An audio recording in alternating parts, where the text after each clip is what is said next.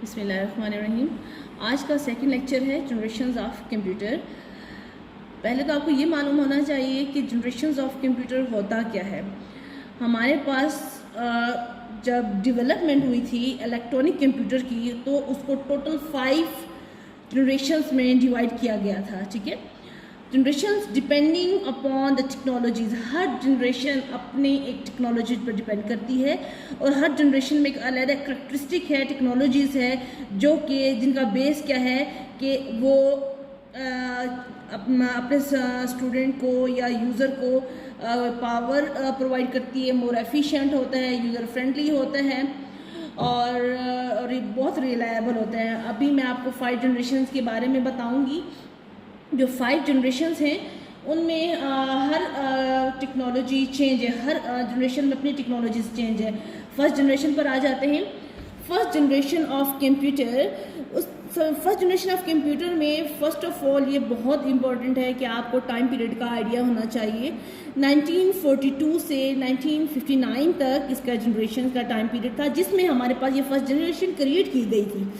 First generation में हमारे पास एक टेक्नोलॉजी थी जिसका नाम था वैक्यूम ट्यूब, जिसको इसमें हमारे पास क्या था, वैक्यूम ट्यूब हमारे पास आपको जैसे पिक्चर में दिखाई दे रहा होगा कि वैक्यूम ट्यूब आपके पास इलेक्ट्रिक बल्ब की तरह होती है जो कि प्रोड्यूस करती है लॉट ऑफ हीट।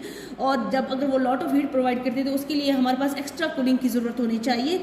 और आपके पास जो पहला कंप्यूटर ईजाद हुआ था उसका नाम था ENIAC, जिसका फुल एब्रीवेशन है electronic numerical integrator and calculator. ठीक है, जो कि ये फर्स्ट जनरेशन में ये एक टेक्नोलॉजी है जो आपको बहुत ज़्यादा हीट प्रोड्यूस करती है, जिसके लिए एक्स्ट्रा कूलिंग की ज़रूरत पड़ती थी, बट हमारे पास वो रिक्वायरमेंट फुलफिल नहीं हुई, जिसकी वजह से ये जनरेशन फेल होगी। हमने नेक्स्ट जनरेशन की तरफ मूव किया। इस जनरेशन में मैं आपको बताती चलूँ किस वजह से ये फेल हुई थी, क्या ऐसे डिसएडवांटेज थे। पहली बात तो ये बहुत बड़े बिग साइज़ में था और स्पीड बहुत स्लो थी, लार्ज पावर कंजप्शन थी और बहुत ज़्यादा इसमें रिक्वायरमेंट डिफ़िकल्ट हो जाती थी मेंटेन करना। ऐसे फीचर्स जो हमें रिक्वायरमेंट की ज़रूरत थी वो रिक्वायरमेंट ये फुलफिल नहीं कर सका, जिसकी वजह से ये फर्स्ट जनरेशन डिस्कार्ड हो गई। अब उसके बाद उन्होंने सेकंड जनरेशन के बारे में सोचा कि हम उसकी तरफ मूव करते हैं, कि उसमें हमने एक ऐसी टेक्नोलॉजी लानी है जो फर्स्ट जनरेशन से बहुत अच्छी हो सके। सेकेंड जनरेशन में हमारे पास टाइम पीरियड आता है 1959 से 1965। इसमें हमारे पास जो न्यू टेक्नोलॉजी आई थी ट्रांजिस्टर, पहली जनरेशन से सेकेंड जनरेशन थी बहुत अच्छी थी, बहुत रिलायबल थी, बहुत सुपीरियर थी, बहुत मोर एफिशिएंट थी। और जो पहली से ये रिप्लेस होके इसमें जो आया था ट्रांजिस्टर था। और जैसे कि यहाँ पे आप लोग देख रहे होंगे, second generation replace the vacuum tube, the transistor were far superior to the vacuum superior. ये बहुत अच्छा था ट्रांजिस्टर वैक्यूम ट्यूब से। इसमें जैसे मैंने आपको पहले भी बताया ये मोर एफिशिएंट था, मोर रिलायबल था, जैसे आप लोग देख रहे हैं इसमें। अच्छा, इसमें हमारे पास क्या होता है कि ये क्यों इम्प्रूव हुआ था, क्यों अच्छा था। इसमें हमारे पास मैग्नेटिक टैब यूज़ होता था, मैग्नेटिक डिस्क यूज़ होता था और उसके बाद प्रिंटर। ये आप 3 चीज़ें इसमें आसानी से यूज़ कर सकते थे सेकंड जनरेशन ऑफ टेक्नोलॉजीज़ में, सेकंड जनरेशन ऑफ कंप्यूटर में। ये इसलिए भी इम्पॉर्टेंट था क्योंकि ये बहुत ज़्यादा स्मॉल था और इजी टू यूज़ था और चीपर था, हर लोग इसको आसानी से ले सकते थे। ठीक है, नेक्स्ट जनरेशन चलते हैं, थर्ड जनरेशन ऑफ कंप्यूटर। इसमें आपके पास फिर मैं आपको बताती हूँ कि थर्ड जनरेशन में इसका टाइम पीरियड है 1965 से 1973। इस दौरानिए में ये जनरेशन क्रिएट हुई और इस जनरेशन में जो न्यू टेक्नोलॉजी का नाम आया इंटीग्रेटेड सर्किट। इंटीग्रेटेड सर्किट में हमारे पास, मैं आपको बताती चलूँ, छोटे छोटे कंप्यूटर ईजाद हुए थे।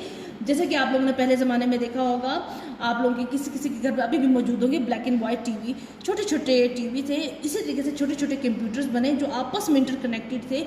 आप लोग इसकी तस्वीर में देख रहे हैं पिक्चर में कि आपके पास यहाँ पे डायोड भी हैं, कंप्यूटर भी हैं। इंशाल्लाह नेक्स्ट क्लास में मैं आप लोगों को एक कलरफुल पिक्चर में दिखाऊंगी कि ट्रांजिस्टर कैसे होता है, वैक्यूम ट्यूब कैसे होती है और थर्ड जनरेशन में इंटीग्रेटेड सर्किट कैसे होते हैं। यहाँ पे मैं आपको बताती चलती हूँ।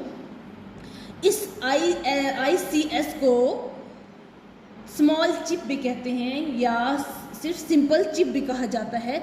जैसे कि आप लोग मोबाइल में एक सिम लगाते हैं, एज लाइक चिप होती है, अगर वो आप उसको यूज़ करते हैं तो आसानी से हर एक चीज़ को कैप्चर कर सकते हैं, इजी टू यूज़ भी कर सकते हैं। Invention of the IC was greatest the achievement done of the period.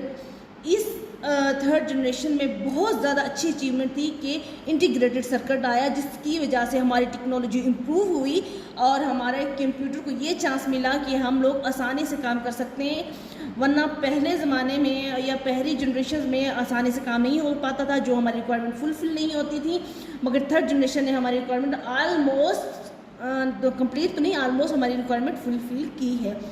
A single IC chip contain the transistor, diode and resistor interconnected with each other. Computer of this generation becomes smaller than the previous generation as usual। मैंने आपको पहले भी बताया है कि हर generation आने वाली new generation से स्मॉलर होगी, ठीक है। जो न्यू जनरेशन होगी वो ग्रेटर होगी प्रीवियस जनरेशन से, ठीक है। इसमें आपके पास जो कंप्यूटर का नाम उन्होंने बताया है IBM system 360 was of the one of the computer of this generation. ये जनरेशन है क्या IBM 360, जो कि इस जनरेशन में थर्ड जनरेशन में बताई गई है, इज़ वेरी फास्ट और बहुत ज़्यादा अच्छी इंप्रूवमेंट लाती है फॉर एवरी यूज़र। तो हमारे पास टोटल वैसे 5 जनरेशन्स हैं, मगर मैं आप लोगों को अभी 3 जनरेशन में इस लेक्चर में बात करूँगी, बिकॉज क्योंकि ये ज़्यादा ही इसकी टाइम पीरियड, इसकी टेक्नोलॉजीज़ मैच कर जाती हैं। आने वाले लेक्चर में मैं आप लोगों को और मज़ीद 2